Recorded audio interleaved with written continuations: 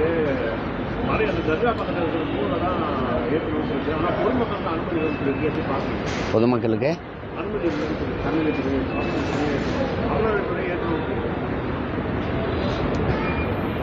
இல்லை விளக்கு மலை உச்சியில் ஏற்றுறது தானே. இப்போ இல்லை திருவண்ணாமலையிலையும் சரி எங்கேயுமே மலை உச்சியில் ஏற்றுறது தான் அது வழக்கம், அந்த நடைமுறைன்னு வச்சுக்கோ. அரசு இது கையாண்ட முறையே நீதிமன்றம் கண்டிச்சிருக்கிறத நீங்கள் கவனிக்கணும். இந்த பிரச்சனையே உருவாகியிருக்காது. இரு சமய வழிபாட்டையும் அவரவர் வழிபாட்டை அவரவர் செய்யுங்க, ஒருத்தருக்கு ஒருத்தர் பிரச்சனை இல்லாமல் செய்யுங்கன்னு 2 சமய பெரியவர்களையும் கூப்பிட்டு பேசி ஒரு நல்லிணக்க குழுவை அமைச்சு அவங்க வழிபாட்டில் நீங்கள் தலையிடாதீங்க, உங்கள் வழிபாட்டில் அவங்க தலையிட மாட்டாங்கன்னு இதே அறநிலையத்துறை ஏற்றணும்னு சொல்லுதில்ல, அப்படி அப்போவே செஞ்சுருந்தால் இந்த பிரச்சனையே வந்திருக்காது. பாருங்கள், நீங்கள் வழிபடுகிற தெய்வங்களெல்லாம் நமக்கு அரசியல் பிரச்சனையானா அப்போ எப்படி இருக்குது? மக்கள் அரசியலை நோக்கி என்னைக்கு நகர்றது சொல்லுங்கள். இது எப்போவும் ஏற்றக்கூடிய தீபத்தூரில் தான் வந்து அறநிலையத்துறை சார்பாக வேலை பேசப்பட்டது. புதியதாக இருக்கக்கூடிய அந்த கல்வி ஏற்றணும் தான் நிறுத்தப்பட்டு அவங்க சொல்கிறது என்னென்னா, பன்னெடுங்காலமாக வழிபட்டு வந்த அந்த விளக்கேற்ற முறை இடையில நிறுத்தப்பட்டிருக்கு, இப்போ வேணுங்கிறாங்க. நமக்கு அதில் என்ன கேள்வின்னா, இதே திருப்பரங்குன்றத்தில் போய் நான் திருமுருக பெருவிழா நடத்தும்போது என்னை கேள்வி பண்ணவங்க தான் இன்றைக்கி விளக்கேற்றணும்னு நிற்கிறாங்க. உங்களுக்கு புரியுதுன்னு நினைக்கிறேன். இத்தனை ஆண்டுகளாக வராமல் 2 மாதத்தில் தேர்தல் இருக்கும்போது இப்போ நீங்கள் முருகன் மாநாடு போட்டிங்க இல்லையா, அப்போ விளக்கேற்றிருக்கலாம்ல. அப்போ தேர்தல் வரும்போது அந்த பிரச்சனையை உருவாக்கணுங்கிறது வாக்கை குறிவச்சு நடக்கிறதா தான் தெரியுது. உண்மையிலே இறை வழிபாட்டுக்காக விளக்கேற்ற மாதிரி தெரியல. அப்போ அதில் தான் நம்ம முரண்படுறோம்.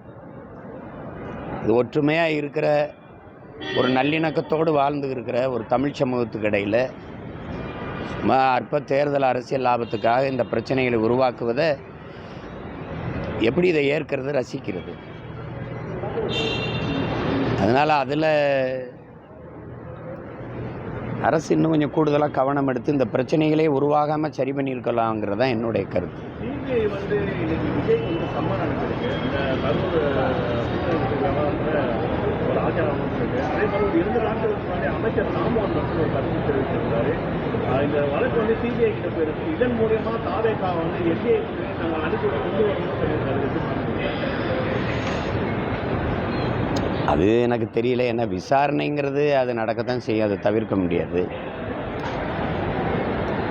ஏன்னா இப்போ இவங்க மேலே எந்த இதுவும் இல்லைன்னா அதை அந்த விசாரணையில் தெளிவுபடுத்தினா சரியாக போச்சு. அதனால அது இப்போ எனக்கு வராத அழுத்தம் யாருக்காவது வந்திருக்குன்னு நினைக்கிறீங்களா?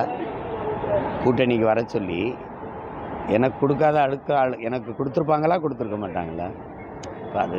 அது நம்ம தான் முடிவெடுக்கணும். சமூக வலைதளங்களும் ஒரு காணொலி வெளியாகிருக்கு. அதாவது சீமான் அவர்கள் வந்து தமிழ்நாட்டில் தமிழர்கள் தான் ஆகணும்னு சொல்லிட்டு பேசிக் கொண்டிருக்கிறார். ஆனால் தற்போது சௌராஷ்டிராவை சேர்ந்த ஒருவரை வந்து வேட்பாளராக நிறுத்தினாலும் சொல்லி ஒரு காணொலி வந்து பரவிட்டு இருக்கு. இது குறித்து உங்கள் கருத்து இல்லை. ஏன்னா வேற்று மாநிலத்தில் இருக்கிறவங்க வந்து தமிழக ஆளக்கூடாதுன்றீங்க. இல்லை, அதை நான் ஒரு நிறைய விளக்கம் சொல்லிட்டேன்.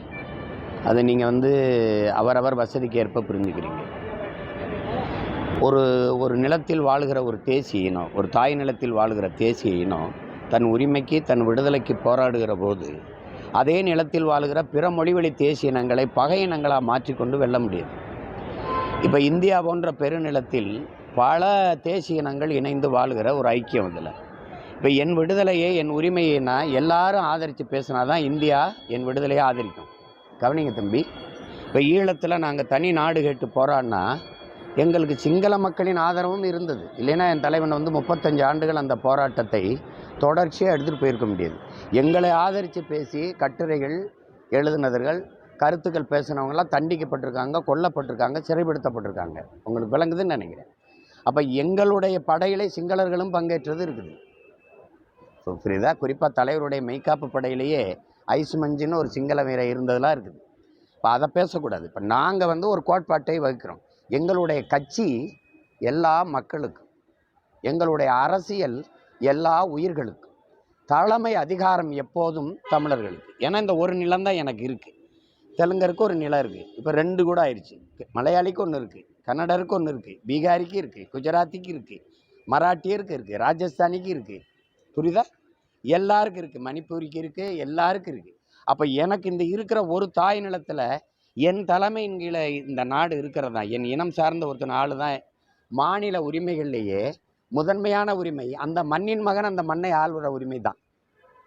நான் என் நிலத்தை ஆளாமல் வேற எவன் ஆண்டாலும் நான் அடிமை. உங்களுக்கு புரியுதா? இதை நல்லா புரிஞ்சுக்கணும். அப்போ அவருக்கு ஏன் கொடுக்குற, இவருக்கு ஏன் கொடுக்குறேன்லாம் கேட்கக்கூடாது. நான் சௌராஷ்டிராவில் ஒருத்தருக்கு இடம் கொடுக்கணும், ஒன்றும் இல்லை 2 கொடுக்குறேன், நீ கேட்குறீல்ல. நீ இத்தனை ஆண்டுகளாக பெரிய முற்போக்கு பேசி சமூக சீர்திருத்தம் சமூக நீதியெல்லாம் பேசினில்ல.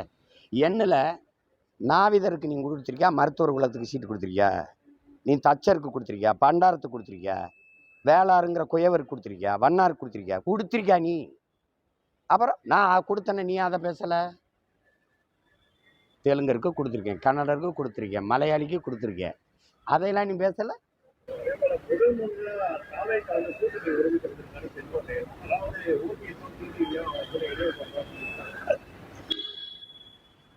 அதில் எனக்கு கருத்து இல்லை. தம்பி வந்து கூட்டணியை விரும்புகிறார், அவர் கூட வர்ற கட்சியில் சேர்த்துக்கிறார். நான் கூட்டணியை விரும்பலை, கூட்டணி போகவும் விரும்பலை.